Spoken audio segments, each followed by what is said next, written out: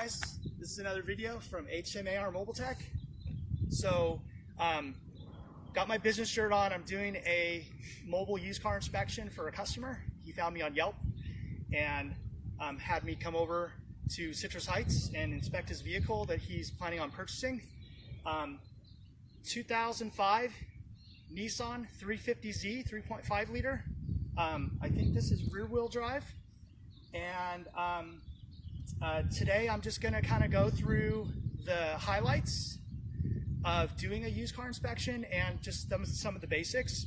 I will kind of read off a little bit of a list after I do the intros here to the owner of the vehicle and then the camera guy, which is the customer Josh who hired me, and then I'll kind of go through the list and then I'll put it in the description as well. That way it'll be detailed for anyone who doesn't understand how to do these things or has never seen anybody in real time. For like, this is like what I do for a living, so I'm good at what I do. So the inspection process will be different for everybody, but this is what works for me. I don't need to have a list because I do so many of these that I know what I'm doing. So, but the list is just to help the DIY people and anybody who's in this field doing mobile auto repair or doing vehicle inspection. This is my customer Josh. So I'm at this location where the vehicle is in Citrus Heights, California, near Sacramento, and Josh hired me to inspect his vehicle here. This 2005 Nissan 350Z. So Josh, do you want to say anything about? Yeah. So I seen David on Yelp, and I figured I'm not much of a mechanic myself, so I figured I'd have him come out here and check it over for me just to have the peace of mind. And yeah, I guess that's how it goes. Awesome. Okay, so Kyle, you're next. So Kyle's the owner, and this will probably be a little bit longer because Kyle has done some extensive work to this. And just from me looking at it visually, just once I parked my service call van here and got out, I just kind of briefly looked at it, and it looked good to me. It needs a little bit of TLC, but that's to be expected. Car driving by. But that's to be expected. It's not a 2020, it's a 2005. So it's going to have miles. It's going to need things. Miles on the engine. Excuse me. It's going to need things. The body and everything. And so what I just wanted to quickly do here with Kyle is have him kind of showcase what he's got here. And I thought I would make this kind of a bonus video for any enthusiasts for these. For the Nissan Zs or for the Infiniti G35s, which I'm pretty sure they use the same chassis, the same drivetrain, the same engine. So that being said, Kyle, did you want to say anything about your car? So basically I bought the car all stock 3 months ago, and then I ended up painting it, and then I put coilovers on it, ISR coilovers. So that's what it's got there. ISR. Okay. Awesome. It's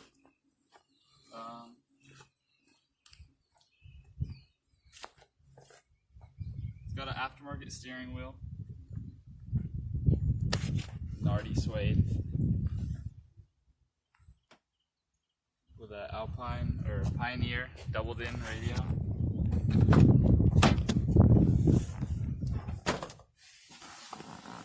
There's the radio there. Subwoofer behind the seat in the stock location. There we go there. There's our subwoofer.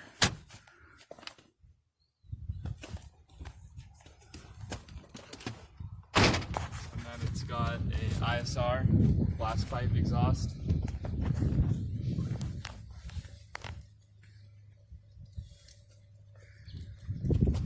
That's about it. And you did some rear end work to it?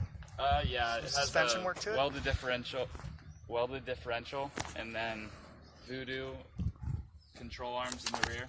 If you look under there, you can see them. So I'll get some pictures of those guys when I do my editing of this video. I'll put some pictures in there as well. So apologize for the shakiness, guys. I think this is pretty much kind of the normal thing that you'll find when you people make videos on YouTube. I'm not a pro at this. I'm just kind of getting going, just learning how to do this. So Forgive the shakiness, you guys, but yeah. So this is what we have here, and I'm gonna go ahead and get started off camera, do a few things, and then I'll be right back.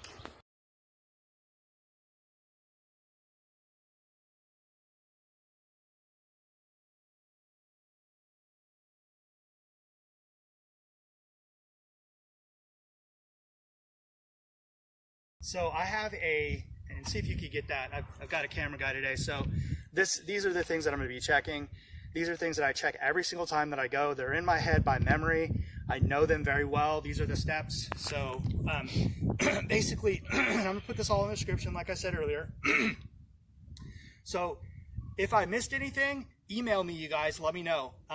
Another thing that I wanted to mention is that one of the main reasons why I wanted to make a video about this specific car, not this specific year, but I have had a lot of requests from subscribers, and a couple of them actually, to do inspections on G35s or 350Z Nissans. So of this year, of this vintage, actually, excuse me. So that's why I wanted to do this. And then also Josh was good enough to hire me and then have me do the inspection. So we're getting a bonus video today. Okay, so basically I'm just going to run down a list of things that I'm going to check for. So I use my scan tool, and I communicate with the Nissan software that's built into my scan tool, and I do an all module full electronics health report scan procedure. So that's number one thing that I do, just because I want to make sure that I know what the customer's getting into, I know what I'm getting into, and then I can maybe make some recommendations, and then the seller and the buyer can maybe negotiate the price based on the fault codes that I have, or the different issues that I have, lights that are on, and the instrument cluster and all that. So I do an engine visual inspection. So I'm just looking for like fluid leaks. I'm checking all the fluids, hoses and belts, and looking for any damage or anything that's not right. I'll smell it for leaking coolant or fuel or anything like that. So that's what I'm going to do in that. Then I go to the body of the car, and I just basically walk around and check the glass. I look for accident damage. I look for anything that just doesn't look like it's, that could be a problem, rather. So that's my walk around. Like dents or chips and paint or anything falling off, anything that doesn't look right. Then I'm going to look for the spare tire, the jack, the owner's manual, a lug nut, special lug nut, locking key if it has locking lug nuts. And then I try to ascertain how many program keys there are, because Nissans and Infinitis all use program stuff from as early as 98 or something, I believe. So this definitely has a programmed transponder key that turns off the theft or the immobilizer so that you can start it. So then I go underneath and I check basically I'm checking for fluid leaks while the engine is running. Please use safety equipment. Please wear safety glasses. Please use wheel chock so the vehicle doesn't move, and set the e-brake and make sure the vehicle's in park if you're going to ever get under a running vehicle. And make sure that if you have a helper, they know that they're not supposed to get in the car, and that it's off limits, and that you're doing an inspection. You don't want anyone getting in the vehicle. You don't want the vehicle moving. So just do everything safely, you guys. And I'll show all that later when I do the edits. So I'm looking for any rust on the frame or the chassis. I'm looking for anything bent. I'm looking for anything damaged, abused, scuffing, or like maybe the vehicle's been driven over a curb or something. I'm looking for any metal that's been disturbed on any of the front end parts of the frame or the chassis. I'm looking for any kind of structural damage, exhaust system damage. I want to move the exhaust and make sure that the rubber mounts for the exhaust system are good, and the exhaust doesn't have holes in it, and there's not anything broken or anything on there that's illegal. State of California mirrors the laws of New York, and I think there's another couple states as far as how stringent and strict they are on smog laws. So those things need to be right. And if Josh purchases the vehicle today, he needs to be able to smog it and put it in his name. If he cannot pass smog and get a smog check certificate, then he can't put it in his name, and then he's just going to have issues, and it's going to be a never-ending problem. So that's why you're going to be checking for those things. Very important, because people cut exhausts on these Nissans and Infiniti G35s all the time. So looking for ball joints, cracks, leaks. I'm looking at the control arms, the CV axles, the drive shaft, if it comes equipped. and then the rear end parts and the CV axles if it comes equipped, if it's an all-wheel drive or whatever the case is. Then I'm going to do a visual inspection of all the struts and shocks, whatever the case is, the tires, and then I'm going to look at the just look through the wheels, and with a really good LED flashlight, I'm going to look and see how much brake material is left, and then run my finger up and down on the rotors. If it's a drum brake, I don't take wheels off. I don't look in those. But in this case, this is all 4-wheel discs, so these are real easy to look in there and check them to do a visual inspection on that. As far as that goes, then I'll do a motor mount check. And then I'm going to rev the engine. Motor mount check basically just means that I'm checking to see if there's any broken motor mounts, either in the front or the rear, on the side, whatever the case is. And then I'm going to rev the engine a little bit, maybe to 2,500, 3,000 RPMs, just to listen for lifter noise, listen for potentially a soft or quiet rod knock or anything like that. I want to make sure the engine revs and sounds good. And then I'm going to be looking for the exhaust color as well, because I don't want it to be black. I don't want it to be gray or sooty or blue or any color like that. Close to clear or very, very light gray is the normal color for exhaust.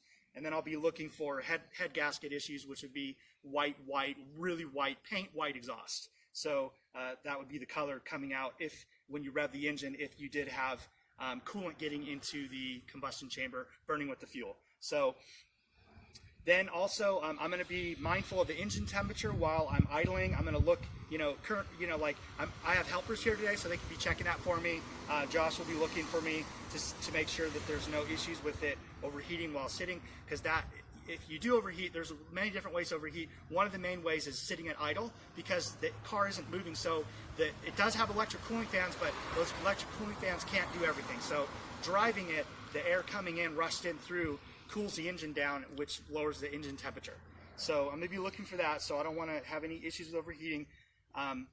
Getting down to the bottom of my list, proper paperwork. I want to have the title in the seller's name. I want to have good DMV registration that doesn't expire right away.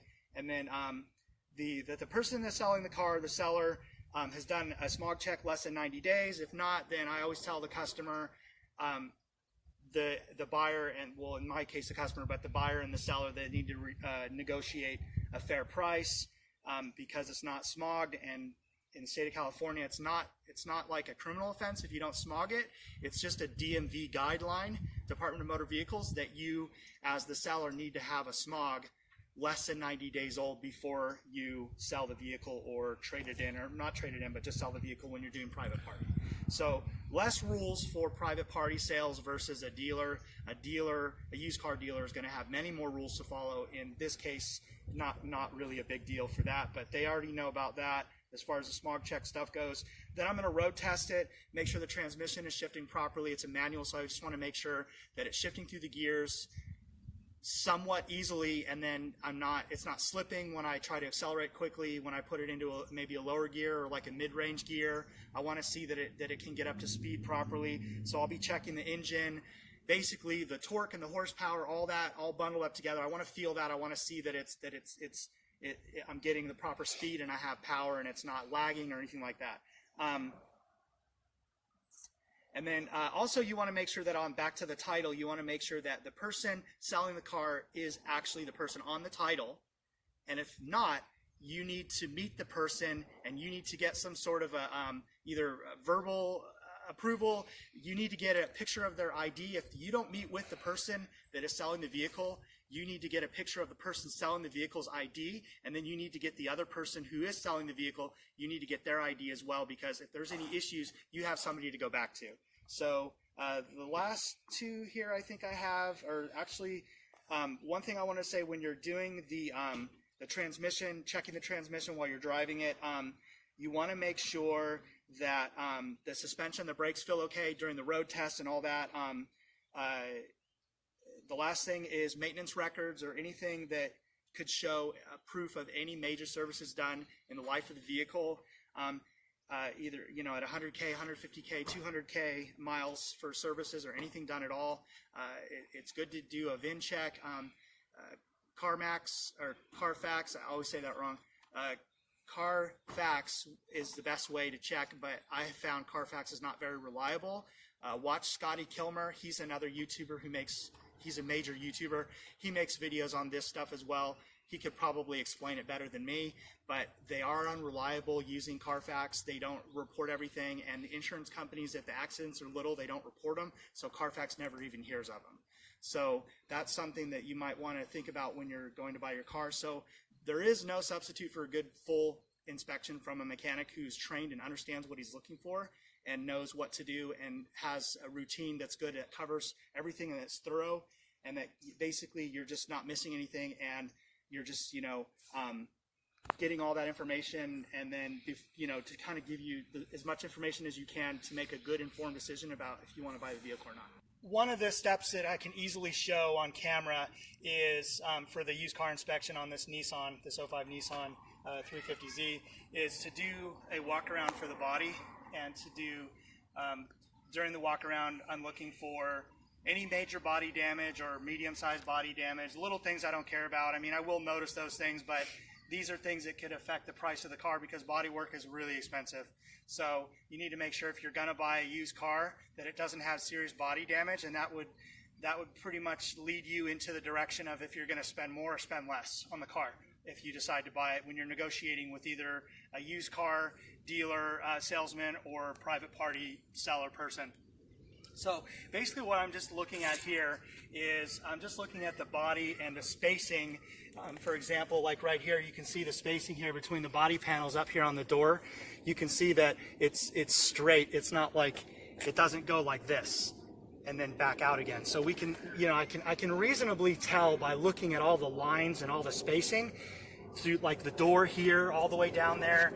It's got some trim and skirting and bumper issues, but that doesn't matter. The seller is okay with, or the buyer is okay with that. So and it's got some aftermarket mirrors here, side mirrors, and then but back to here, I'm just looking at all the spacing here, and I'm looking at the spacing here, because a lot of accidents happen here and there and in the rear. So if there was an accident here, also known as a fender bender, it would shove these two panels closer together, and the door wouldn't open right because it would pinch in here. So you'd have issues there, and I can see that starting from the top to the bottom, middle and bottom, it looks good, and the spacing is roughly, maybe like 3-4 millimeters or something like that. So so I'm looking at that, and then also with the hood down, you'll also see the lines are good too. So that's what was, I was impressed by this car because I saw the lines were all good, especially for what these cars do and what people use them for. A lot of the younger generation really like these cars because they go fast and they're easy to buy because there are just so many of them. The only thing is here that maybe this here, the hinges or something could be bent because there's only one imperfection here where this would be a case where you could see where the hood is, the gap gets narrower. So as we're starting from like maybe 4 millimeters, we're getting down to like 2 millimeters. So that would be the only complaint that I have here, and then here, this gapping here. But that could be, for a variety of different reasons. The hood, maybe it's warped. The hood maybe was bent. Who knows? But it's not a big deal, but just something to look out for. Also the same thing here, looking for the spacing in the door, and then looking at all this here. So all these things are into consideration that you need to take into consideration when you're looking at the car. To help you decide if you're going to buy it for the selling price. So I'm going to come over here, and I'm just going to do a glass inspection. So I'm looking at the windshield, and it does have some chips and it is cracked, but it could be left alone for a while until it gets fixed, until you're able to fix it. It's not a huge crack, so not a deal breaker, but windshields could be $300-400, so maybe even less than that, but that's just the number that I just thought of right now. But yeah, and then you'll check the back glass, and you'll just look here, and then could you roll up the windows for me real quick just so I can check them?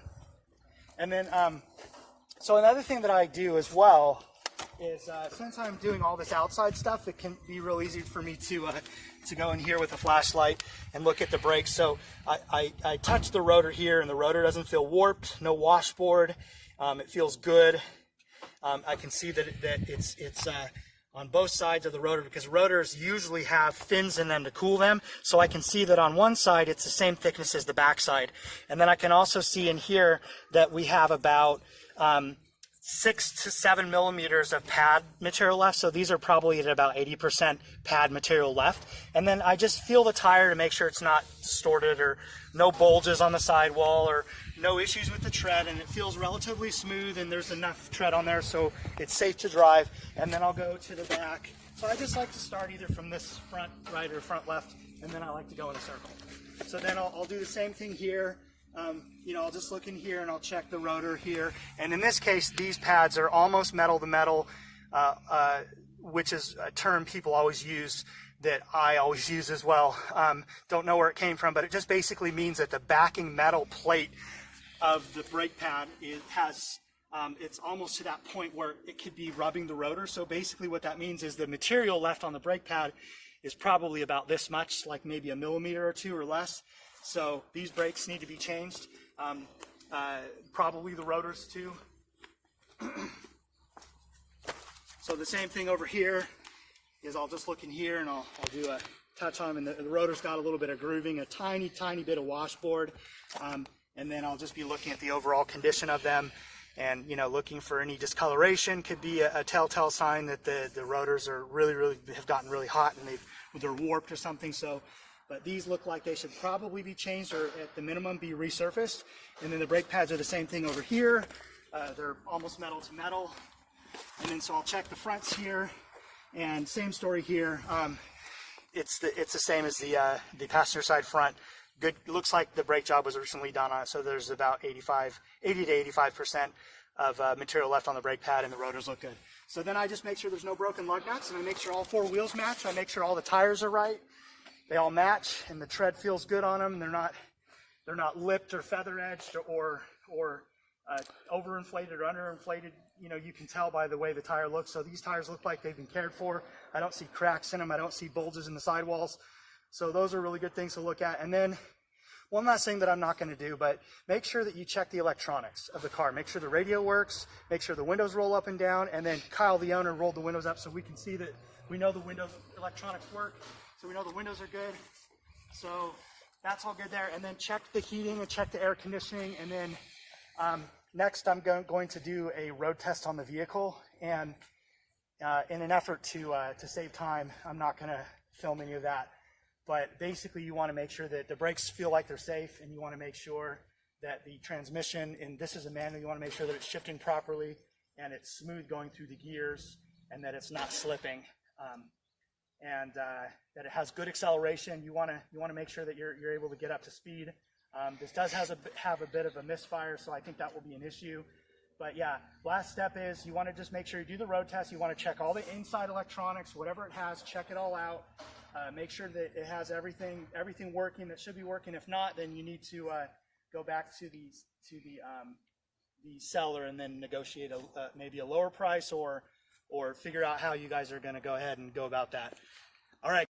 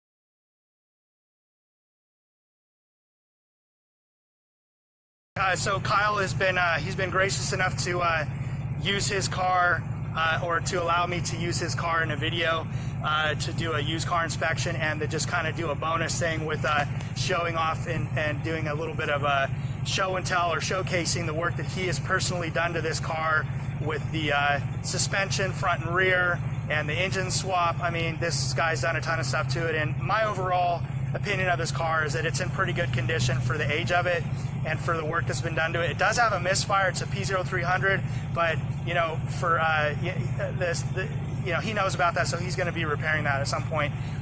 So Kyle, tell me real quick what we've got for the exhaust. I wanted to do some bonus footage here of how the engine sounds. The exhaust is all stock, like up front with the stock cats and headers, and then it's just ISR blast pipe. Awesome. So I told him don't go any higher than 3,000 RPM. So just wanted to hear the engine here, guys.